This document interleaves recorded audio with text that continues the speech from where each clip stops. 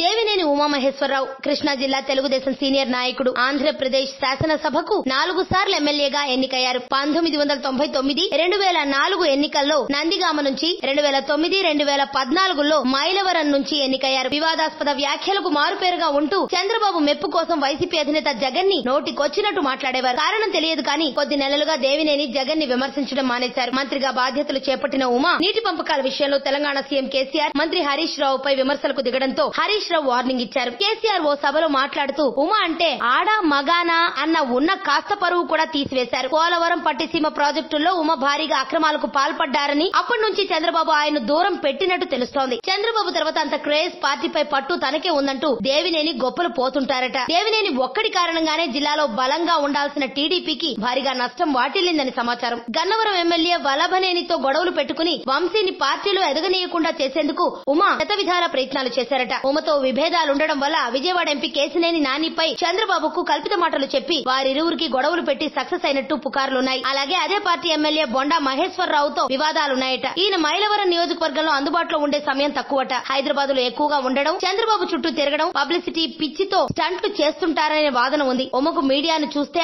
ఆగలేరని, ఉన్నది లేనిది మాట్లాడి మీడియాలో హైలైట్ అవ్వడానికి ప్రయత్నిస్తారనే వాదన ఉంది. దీనిపై సీఎం సైతం ఉమకు క్లాస్ పీకారట. మరోవైపు అత్యంత వివాదాస్పదంగా ఈయనపై పదవి కోసం సొంత కుటుంబ సభ్యులను చంపడానికి కూడా వెనకాడలేదని గుడివాడ ఎమ్మెల్యే కొడాలి నాని బహిరంగంగానే విమర్శించారు. గతంలో దేవినేని చేసిన విమర్శలకు కౌంటర్ ఇస్తూ వైఎస్ఆర్సీపీ అధికార ప్రతినిధి వాసిరెడ్డి పద్మ మాట్లాడుతూ మంత్రి దేవినేని ప్రవర్తన, మాటలు చూస్తుంటే ఒక మానసిక రోగి అయిపోయారనిపిస్తోందని, ఆయన అలా వదిలేయకుండా తక్షణమే వైద్యునికి చూపించాలని సూచించారు. అంతలా దేవినేని వైసీపీపై రెచ్చిపోయారు. ఆయన అనుచరులు సెటిల్మెంట్లు, దందాలకు పాల్పడుతుంటారని సమాచారం. ఇటీవల ఓ షాపింగ్ కాంప్లెక్స్ విషయంలో అతి తక్కువ మొత్తంలో సెటిల్మెంట్ కి సైతం ఆయనే స్వయంగా వచ్చారనే ఆరోపణ ఉంది. ప్రస్తుత పరిణామాలను పరిశీలిస్తుంటే కృష్ణా జిల్లాలో తెలుగుదేశం పార్టీ దారుణంగా బలహీనపడినట్టు తెలుస్తోంది. జిల్లా పార్టీ అధ్యక్షుడు, మంత్రి అయిన దేవినేనికి ఇందులో అగ్రభాగం ఉందనేది ఆ పార్టీ నాయకుల విమర్శే. రాజధాని ప్రాంతంలో రైతులచే బలవంతపు భూసేకరణలో ఉమా పాల్గొనడంతో తీవ్ర వ్యతిరేకత ఉంది. మరోవైపు మాజీ శాసనసభ్యుడు, వైసీపీ మైలవరం నియోజకవర్గ సమన్వయకర్త గత ఎన్నికల్లో ఉమపై స్వల్ప వ్యవధిలో ఓటమి పాలయ్యారు. ప్రస్తుత పరిస్థితుల్లో దేవినేని గెలుపు నల్లేరుపై నడకే అంటున్నారు ఆ నియోజకవర్గ ప్రజలు. ప్లస్లు, 4 సార్లు ఎమ్మెల్యేగా గెలుపు, సీఎం చంద్రబాబు అండదండలు, మైనస్లు, పబ్లిసిటీ పిచ్చితో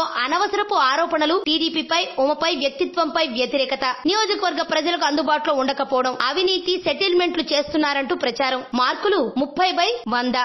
అంతుచిక్కని రహస్యాలు, మరెన్నో మనకి తెలియని పురాతన కట్టడాలు, వాటి వెనక దాగిన నిజాలు, పూర్వీకుల ఆచారాలు, మరెన్నో మూఢ విశ్వాసాలు, ఇలా కాలగర్భంలో కలిసిపోతున్న రహస్యాల కొరకు సబ్స్క్రైబ్ చేయండి రహస్యవాణి ఛానల్.